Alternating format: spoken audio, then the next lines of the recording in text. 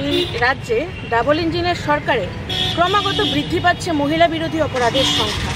সেই রকমই গতকাল আমরা রাজ্যের একটি জনপ্রিয় পত্রিকার মাধ্যমে জানতে পারি যে বটতলা এলাকা থেকে এক গৃহবধূকে, 28 বছর বয়সী এক গৃহবধূকে দুজন যুবক তাকে তুলে নিয়ে গিয়ে তার সঙ্গে গণধর্ষণ করে এবং একই সময় আমাদের বটদোয়ালির বাধারঘাট এলাকায় একটি নাবালিকা মেয়েকে, ক্লাস 9-এ পড়া নাবালিকা মেয়েকে এক যুবক তুলে নিয়ে যায় এবং তার সঙ্গে শ্লীলতাহানি করে, তার গায়ে সিগারেটের ছেঁকা দেয় এবং দুটি কেসেরই মহিলা থানায় মামলা হয়।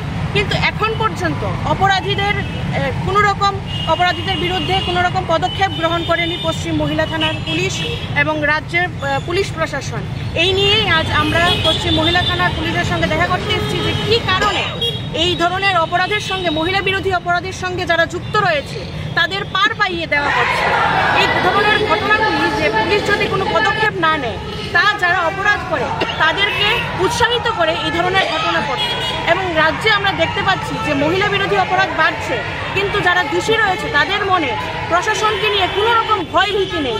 এই ধরনের ঘটনা যেন অতি সত্বর বন্ধ হয় এবং পুলিশ প্রশাসন যেন মহিলা বিরোধী অপরাধীদের কঠোর থেকে কঠোরতর শাস্তির ব্যবস্থা করে, এই দাবি নিয়ে আজ আমরা পশ্চিম মহিলা থানার সঙ্গে কথা বলছি।